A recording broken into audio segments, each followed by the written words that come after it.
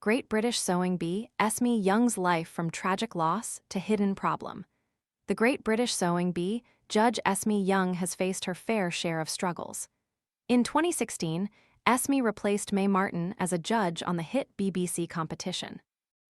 She has since delighted BBC viewers alongside Patrick Grant and a number of hosts, including Joe Lycett, Sara Pascoe, and Sophie Willan. Over the years, Esme has established herself as an esteemed British fashion designer. So why is everyone suddenly talking about GLP-1? It's the hormone that helps control cravings, blood sugar, and appetite. Basically, it tells your brain you're full. Most GLP-1 supplements out there are actually cinnamon or turmeric in a capsule, Which don't actually support GLP-1. Edavita GLP-1 is different. It's the first capsule with Akkermansia, a gut bacteria linked to GLP-1 release. Plus, berberine, green tea, grapeseed, hibiscus, and prebiotics to feed the good bacteria. Scan the QR code now or visit grabdeal.us/7 to explore the details.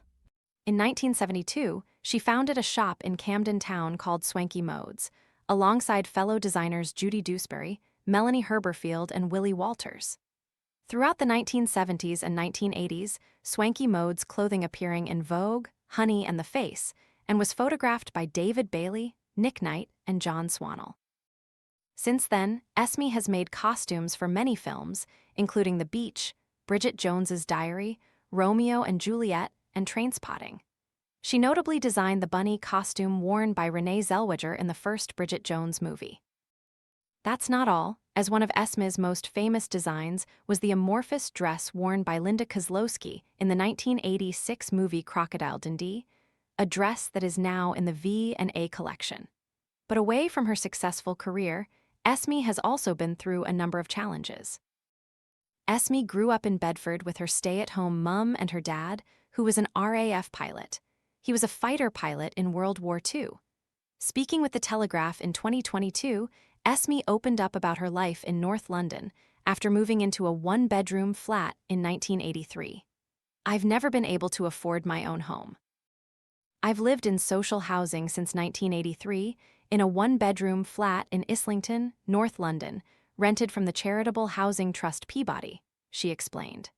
Reflecting on her previous money struggles, Esme told This Is Money, "I could not afford to pay rent, so I lived in a squat with my brother and friends. We had to pay for our electricity via a meter, but otherwise we lived rent-free." The designer has previously shared her support for the Macmillan Cancer Charity after her mum died of cancer. "Even though I do not have much money, I give as much as I can to Macmillan Cancer Support. My mother died of cancer and it gave her and all the family lots of support," she shared.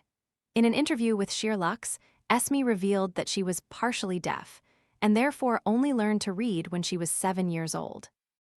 "My teachers thought I was thick, and my father used to describe me as dreamy. But really, I was in my own little world because I couldn't hear anyone," she explained.